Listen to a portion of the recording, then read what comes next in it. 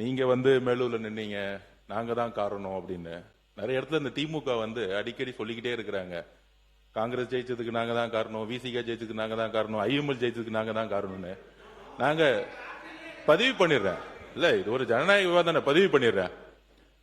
கிட்டத்தட்ட 22, 23 கட்சி கூட்டணி திராவிட முன்னேற்ற கழகம் கடந்த 10 வருஷமா 3 முறை மிகப்பெரிய வெற்றி ஒத்துக்கிறோம்.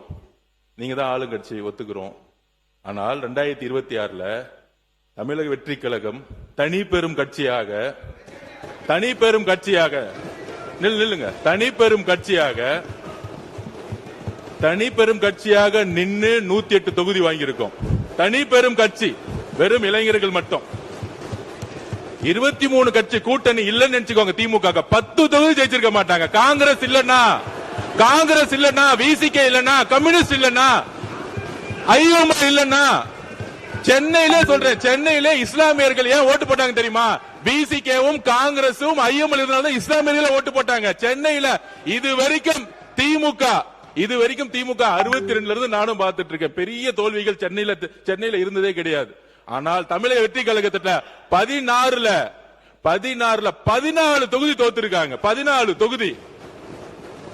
அப்ப திமுகக்கு இந்த கூட்டணி கட்சி இல்லன்னு நினைச்சுக்கோங்க. கூட்டணி கட்சி கிட்ட இருந்து 15% வரும். அந்த 15% இல்லன்னு நினைச்சுக்கோங்க. சென்னையில அந்த 2 தொகுதி கூட ஜெயிச்சிருக்க முடியாது. தமிழ்நாட்டுல 10 தொகுதி ஜெயிச்சிருக்க முடியாது.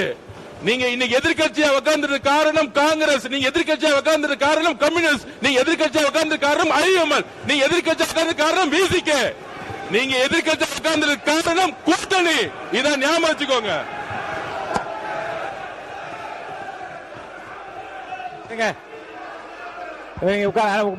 உட்காருங்க போதும். ஒரே ஒரு நிமிஷம்.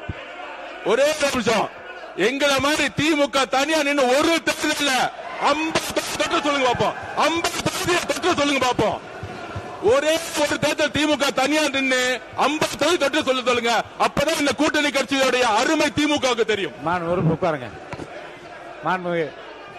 மாண்பு உறுப்பினர் பாருங்க, விவாதம் வந்து திசை திருப்பி விவாதம்